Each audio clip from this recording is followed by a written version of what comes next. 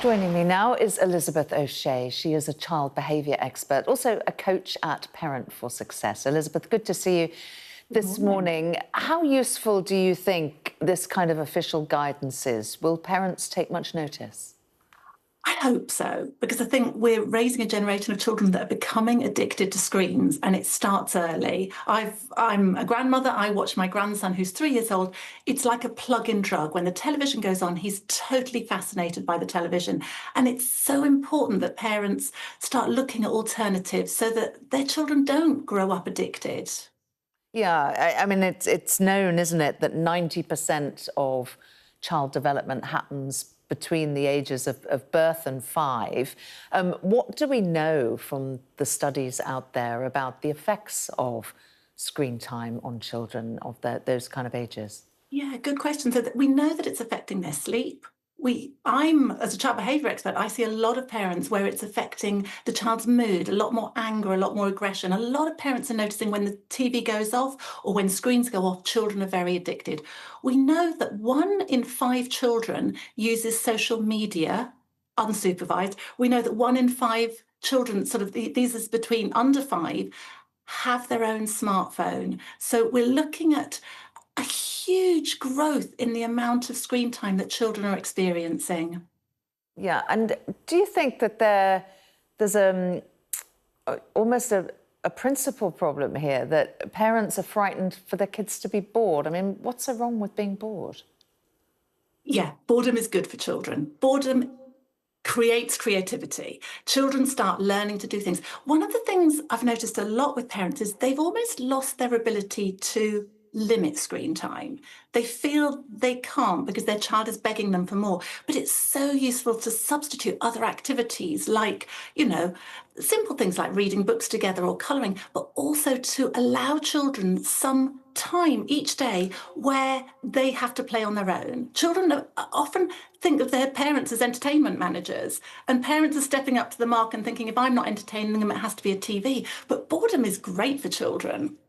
It's part of the problem that it's often parents. I mean, we're guilty of excessive screen time, and because we're on it, we think that actually it's fine for our children to be on it because we're not entertaining them because we're busy on our screens. Yes, absolutely. And a lot of parents, aren't setting their own screen time limits around using their screens in front of children. But also children are being fascinated by parents' phones. They think this is the object of choice because it absorbs so much of their parents' attention.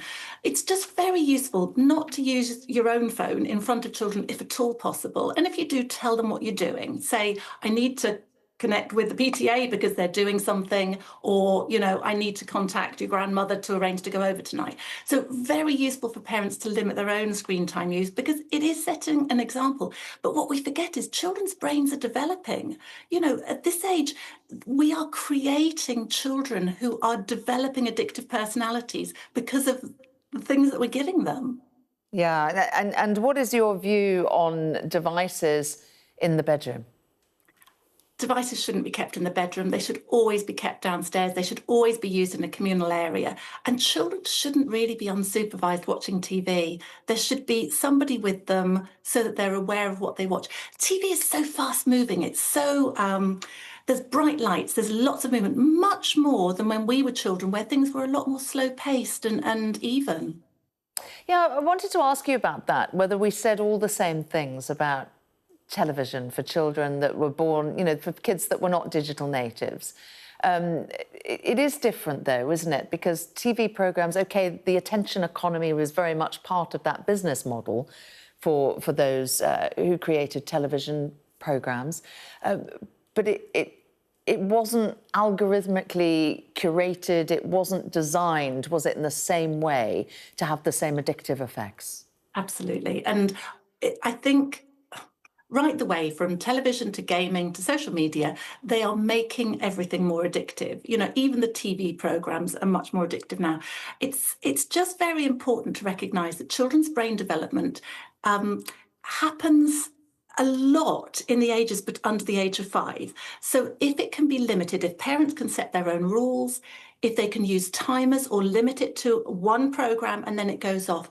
But also it's so useful to help children learn to earn their own screen time. So they should be turning it off on their own, they should be turning it off calmly, and they should be staying calm in the hour after screen time. And if they're not able to do that, they shouldn't be allowed screen time the next day. That way, parents help children learn the self-control they need over their own screen time use. Good bit of tough love, sounds like what you're advocating there. Elizabeth O'Shea, good to talk to you this morning. Thank you for your time. Thank you. You're watching Sky News.